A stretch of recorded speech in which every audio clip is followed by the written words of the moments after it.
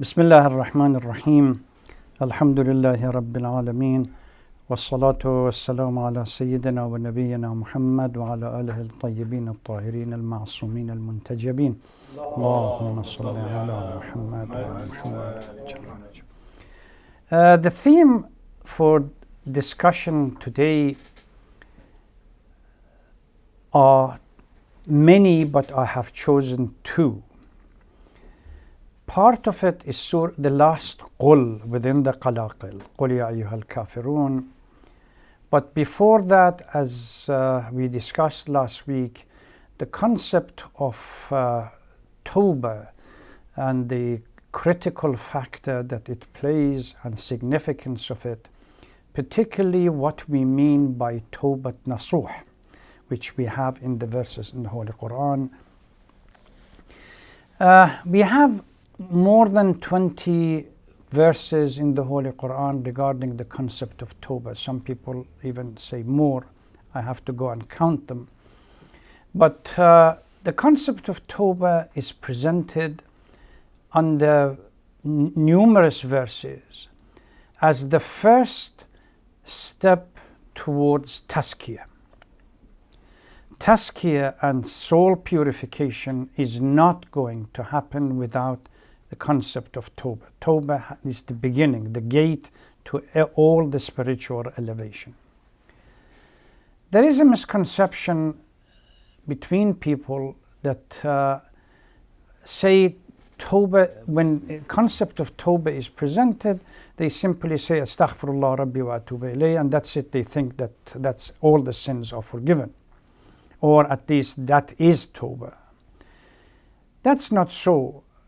The best comment or the best view or explanation about the concept of tawbah is the one given by Amir al-Mu'mineen salawatullah salamu alayhi in Nahj al-Balagha.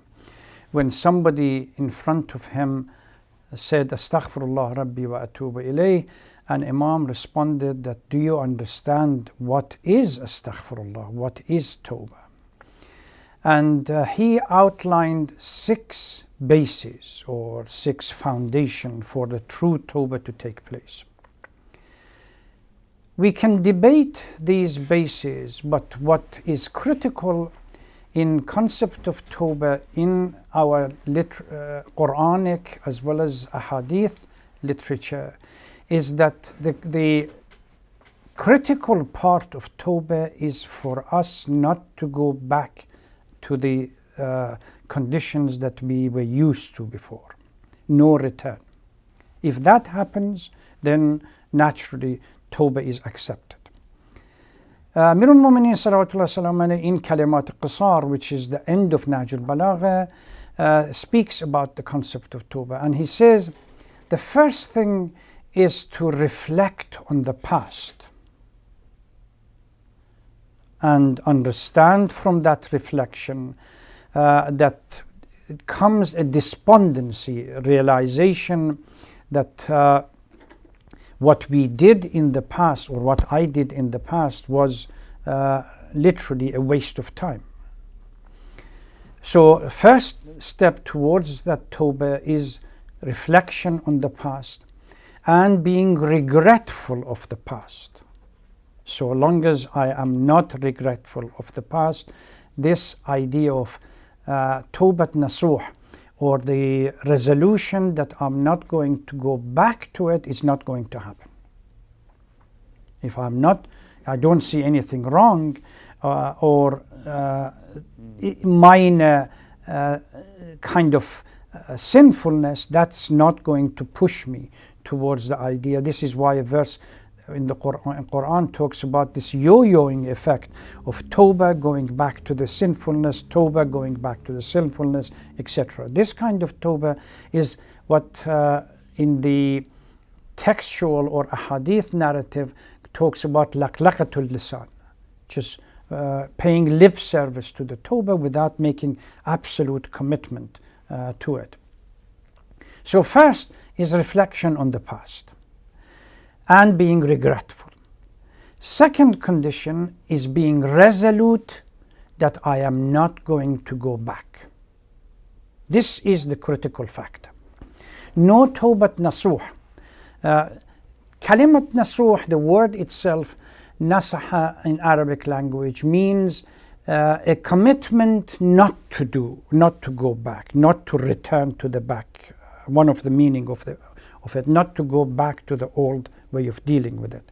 Rumi takes this Nasuh, Tawbat Nasuh, and presents it metaphorically in a story in Masnavi regarding somebody who was called Nasuh and then kind of morphs around this person, the sinfulness, and then reaches ultimately a point where he realizes there is no other option but to make a commitment not to go back. And that is the critical factor in Tawbat Nasuh. Tawbat Nasuh requires a full commitment that we are not going to go back to the old style. So the first step or the first theme that we must observe is reflection on the past, and because of that reflection, a feeling of dejection comes, and for us to be discontent with the past way of dealing with the life. And as a consequence of that, the second step, which is the commitment not to go back, is born. Then Amir al-Mu'mineen says one has to look at the sinfulness, whether it falls within the category of Huququllah or Huququn Nas. We have already looked at the past. We have come to understanding that it was a wasteful spending of life, that ultimately we are going to deal with it and answer for it. And we make a commitment not to go back. But that is not the end of the matter.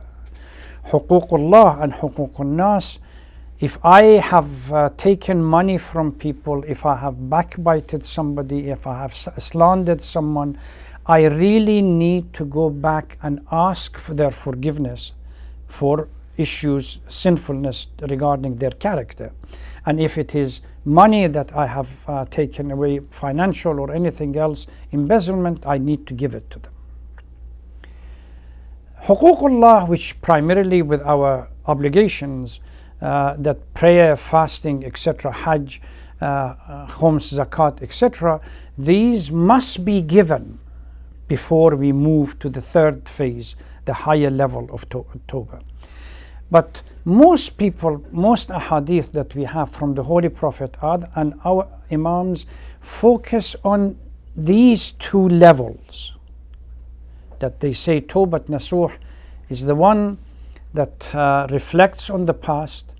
That reflection leads to some kind of discontent about the past, which in itself born the commitment and resolution that we are not going to go to the past, and the Huququllah and Huququn Nas. The idea of the third phase is reserved for the elite. That they say, Amir al-Mu'mineen alayhi salatu wasalam says, now once you have done all of these, you go back to your physical reality. The flesh that you have gained through sinfulness has to be dissolved through extreme fasting and submission to the command of Allah. And you allowed your body through nafs al-ammara to benefit from the pleasure of sinfulness, and the fact that the body is not adapt to submission to the command of Allah. Now you need to force it. This is the difficult part. Force it into submission to the command of Allah. So, and allow a new flesh to grow, but this time within the overall umbrella of submitting to the command of Allah, a new birth taking place. I remember a number of scholars that we had suddenly around the end of their life, Marhum Mustamir Tahrani, Sheikh Abbas Quchani, and then other people, both mystical and scholars, that suddenly around the end of their life you began to notice that suddenly they became frail. They've lost so much weight, and they literally went to the bone, to the skeleton, and began a new process of birth, but under different structures. So these two are reserved for the elite, but most ahadith focus on the first two phases. The idea that you have to look to the past and be regretful of it.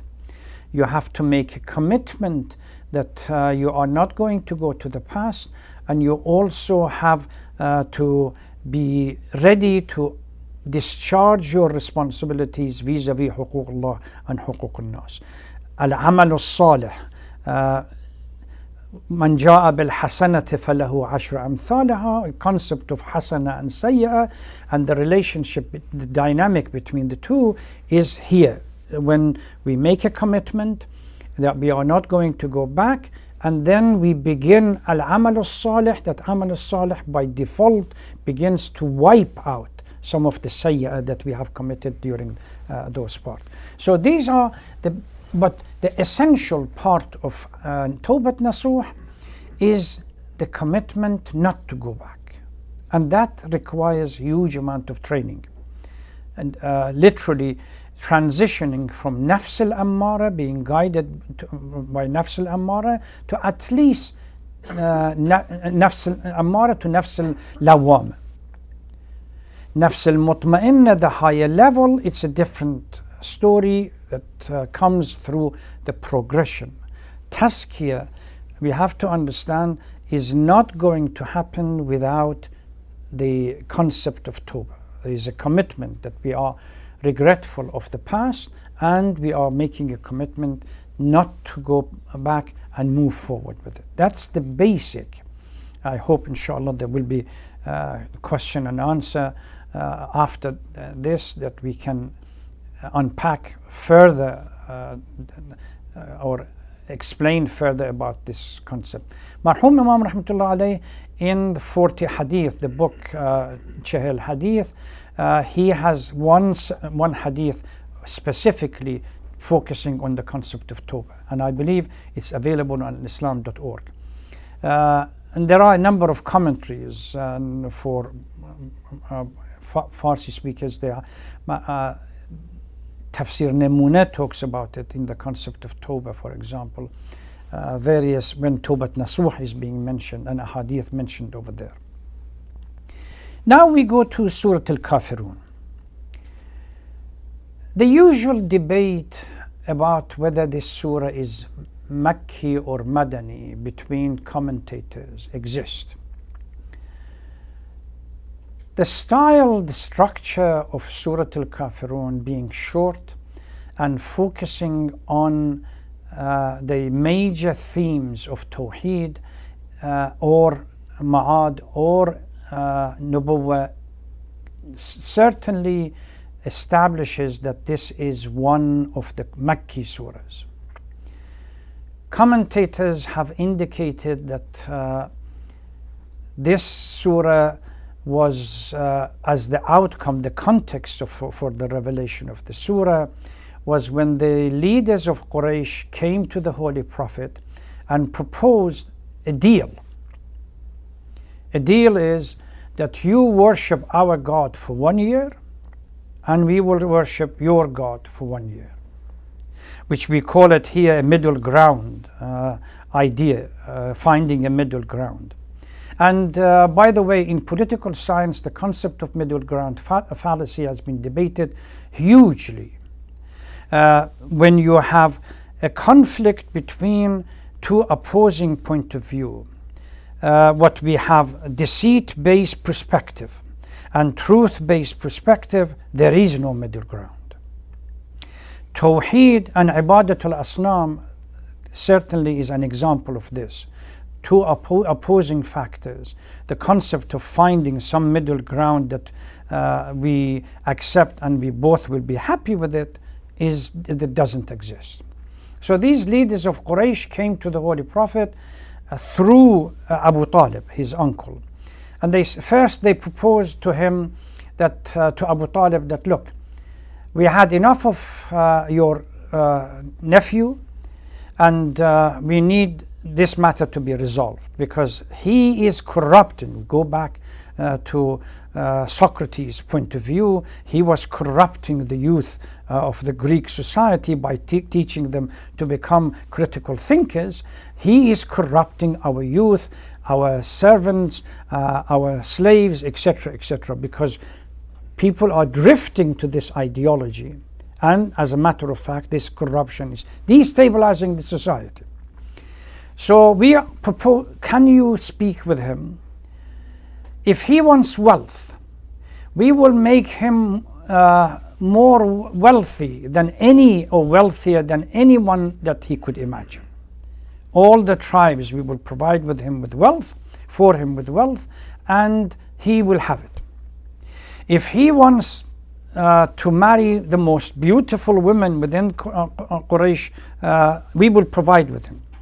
But we want this kind of discussion about or corruption to stop.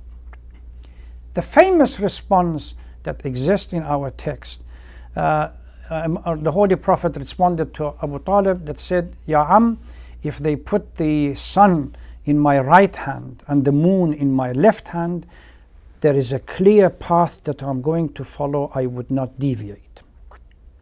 This is a command, and it's not a matter of wealth or a matter of possession or beautiful women or anything else.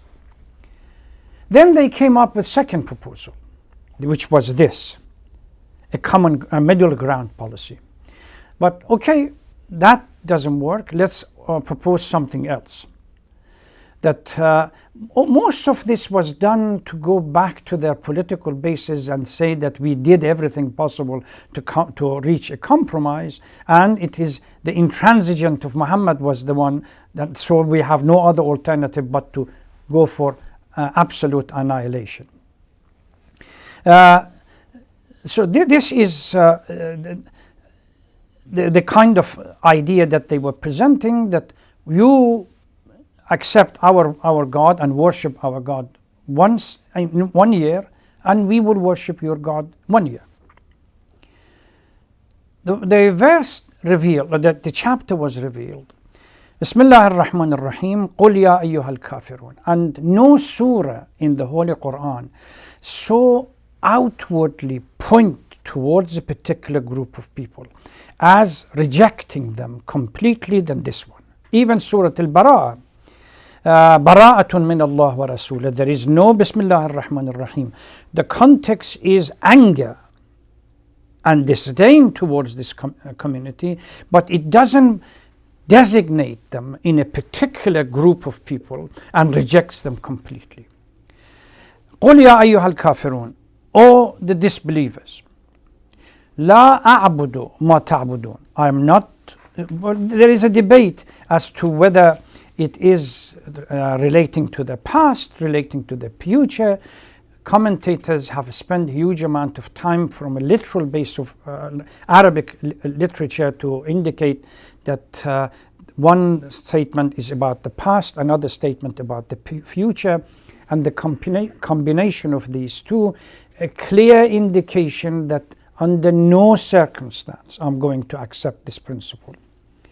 In the name of Allah, the most say, O disbelievers, I shall not worship that which you worship, nor will you ever worship that which I worship. Because the notion that shirk and tawheed is accepted together by default rejects tawheed. Remember in a story of, again, another story in the Holy Quran that talks about when people slaughter animal for the sake of God as well as for the sake of their own idols. Quran clearly states even when they worship, when they slaughter something for the sake of God, is not going to reach God. Why? Because there is a concept of shirk existing. In the condition, when condition of shirk is there, nothing gets to God. So what they offer to God is going to go for their idols, and what they offer to their idols is naturally going to go for their idols. This notion that because now I'm offering to God, then it's going to be acceptable. At the same time, I'm offering to our idols. This is what it says. So long as this verse says, so long as there is the concept of unity of Allah is not accepted, shirk exists, then you are not going to accept or worship my God. Nor will you ever worship that which I worship. I repeat, nor this way it goes to the past. Nor did I worship that which you worship. I've never worshipped.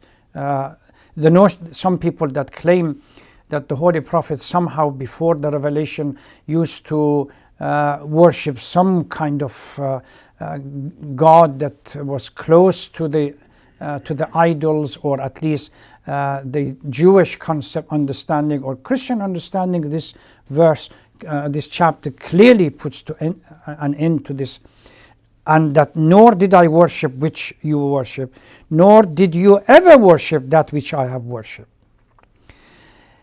To you your religion, and to me mine.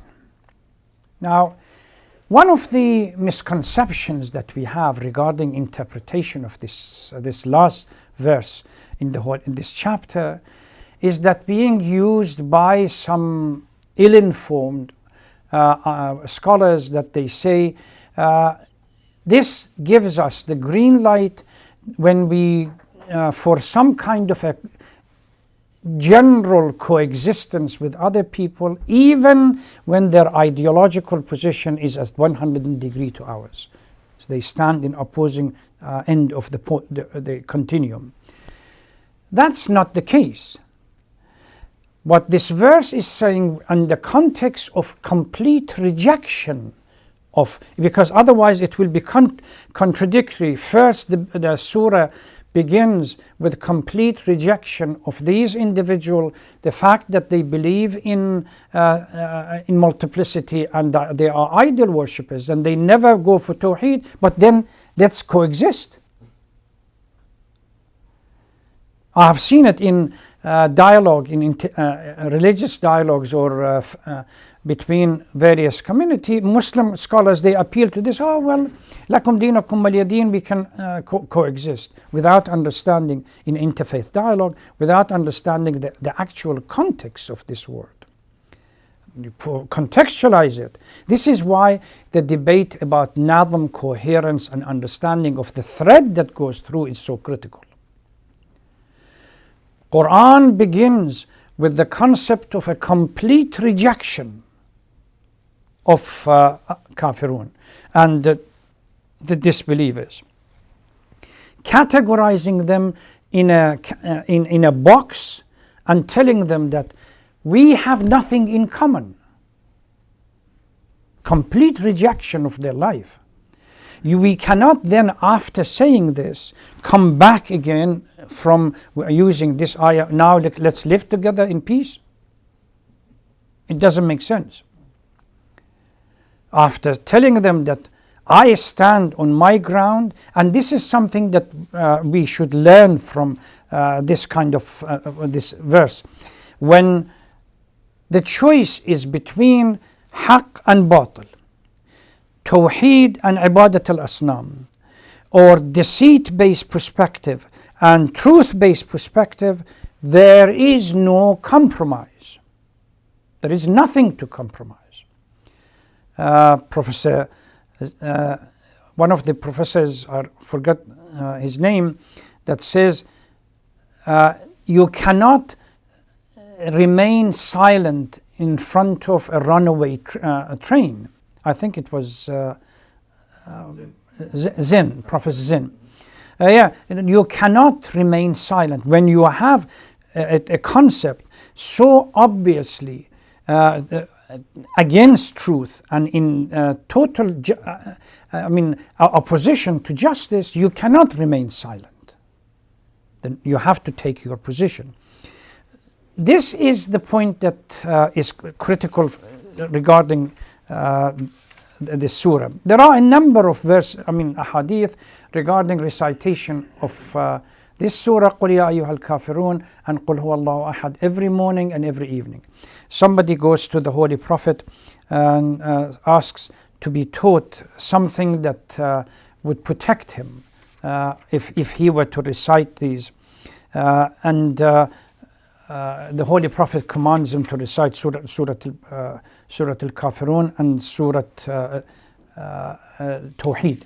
قُلْ هُوَ اللَّهُ أَحَدٌ. These are the two surahs that he recommends. I mean, we have other verses that talks about a recitation of the qalaqil in general. But certainly the ahadith about the Holy Prophet talks about these two surahs are very, very important. So it is critical for us to understand that when we live in a society where the conflict is between two opposing points of view, that they stand in total, not only opposition, end of the continuum.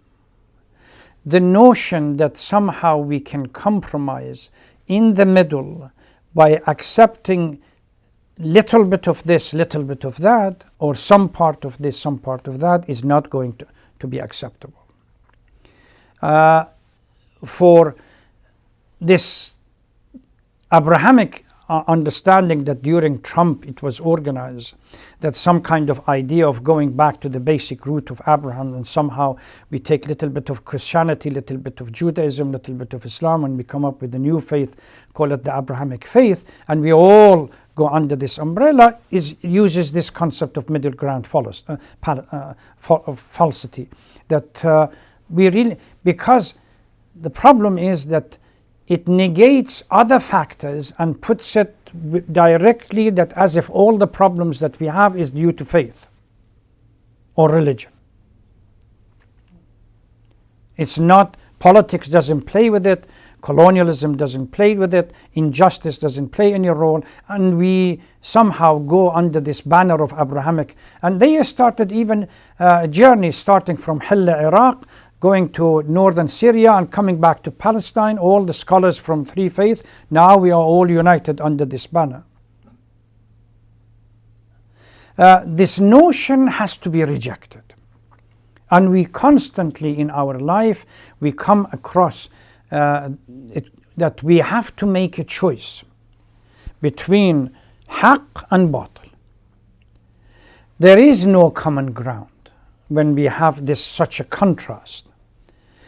So if we have as these two perspectives in life, unfortunately, it happens in a society that other people control the narrative of discourse within the society. They reduce it down to these choices, either this or that. So because there is a conflict, we can come to the middle ground. Quran rejects this completely. It tells the Holy Prophet that, look, make it clear your position and what you're going to do. You're not going to accept their point of view.